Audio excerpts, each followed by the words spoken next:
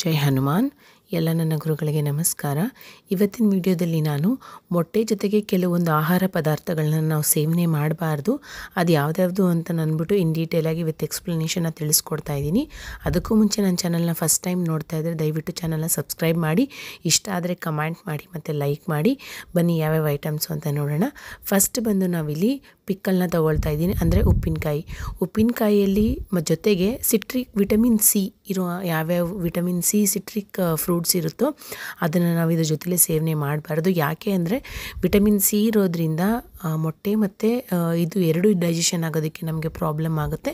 ಅದಕ್ಕೋಸ್ಕರ ಪಿಕ್ಕಲ್ ಜೊತೆಲೇ ನಾವು ತಿನ್ನಬಾರ್ದು. ನೆಕ್ಸ್ಟ್ ಬಂದರೆ ಕಾಫಿ ಮತ್ತು ಟೀ. ಕೆಫಿನ್ ಇರೋದ್ರಿಂದ ಕೆಫಿನ್ನು ಮತ್ತು ಮೊಟ್ಟೆ ಎರಡೂ ಒಟ್ಟಿಗೆ ನಾವು ತೊಗೊಳ್ಳೋದ್ರಿಂದ ಅದು ಡೈಜೆಷನ್ ಆಗೋದಿಲ್ಲ. ನಮಗೆ ಹೊಟ್ಟೆಗೆ ಭಾರ ಥರ ಅನಿಸುತ್ತೆ. ಮೊಟ್ಟೆ ತಿಂದಮೇಲೆ ನಾವು ಯಾವುದೇ ಕಾರಣಕ್ಕೂ ಕಾಫಿ ಮತ್ತು ಟೀನ ನಾವು ತೊಗೊಬಾರ್ದು.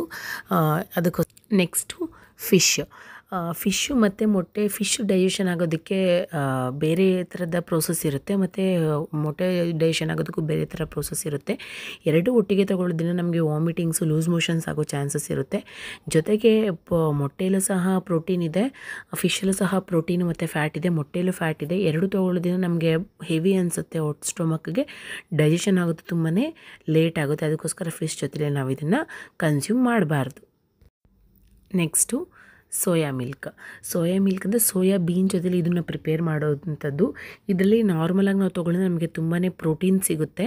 ಸೇಮ್ ಹೇಗೆ ಫಿಶ್ಶು ಅದೇ ರೀತಿ ಇದನ್ನು ಮತ್ತು ನಾವು ಮೊಟ್ಟೆ ಅಥವಾ ಒಟ್ಟಿಗೆ ತೊಗೊಳ್ಳೋದ್ರಿಂದ ನಮಗೆ ಡೈಜೆಷನ್ ಫಾಸ್ಟಾಗಿ ಆಗೋದಿಲ್ಲ. ಫಾಸ್ಟಾಗಿ ಡೈಜೆಷನ್ ಆಗಿಲ್ಲ ಅಂದರೆ ಅದು ನಮ್ಮ ಬಾಡಿಯಲ್ಲಿ ಎಕ್ಸ್ಟ್ರಾ ಫ್ಯಾಟ್ ಆಗೋದು ಕನ್ವರ್ಟ್ ಆಗುತ್ತೆ. ಅದಕ್ಕೆ ಸೋಯಾ ಮಿಲ್ಕ್ ಜೊತೆಲಿ ನಾವು ಮೊಟ್ಟೆನ ತೊಗೊಬಾರ್ದು.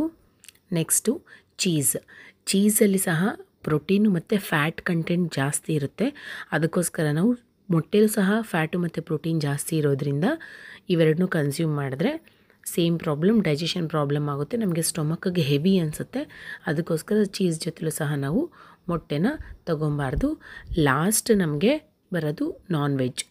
ಚಿಕನ್ ಅಂತಲೇ ಅಲ್ಲ, ಎಲ್ಲ ಥರದ ನಾನ್ ವೆಜ್ಜಲ್ಲೂ ಸಹ ನಾವು ಮೊಟ್ಟೆನ ತೊಗೊಳ್ಳೇಬಾರ್ದು. ಸೇಮ್ ಪ್ರೀವಿಯಸ್ ಹೇಳಿದಾಗೆ ಇದರಲ್ಲೂ ಸಹ ಪ್ರೋಟೀನು ಮತ್ತು ಫ್ಯಾಟ್ ಕಂಟೆಂಟ್ ಜಾಸ್ತಿ ಇರೋದ್ರಿಂದ, ಮೊಟ್ಟೆಲೂ ಸಹ ಜಾಸ್ತಿ ಇರೋದ್ರಿಂದ ನಮಗೆ ಡೈಜೆಷನ್ಗೆ ತುಂಬಾ ಟೈಮ್ ತಗೊಳುತ್ತೆ. ಆ ಟೈಮ್ ತೊಗೊಳ್ಳೋದ್ರಿಂದ ಅದು ನಮಗೆ ಬ್ಯಾಡ್ ಫ್ಯಾಟಾಗಿ ನಮ್ಮ ಬಾಡಿಯಲ್ಲಿ ಕನ್ವರ್ಟ್ ಆಗುತ್ತೆ. ಅದಕ್ಕೋಸ್ಕರ ಈ ಒಂದು ಐಟಮ್ಸ್ ಜೊತೆಲಿ ನಾವು ಈ 6 ಐಟಮ್ಸ್ನ ಯಾವುದೇ ಕಾರಣಕ್ಕೂ ನಾವು ತೊಗೊಬಾರ್ದು. ವಿಡಿಯೋ ಇಷ್ಟ ಅಂದರೆ ದಯವಿಟ್ಟು ಕಮೆಂಟ್ ಮಾಡಿ.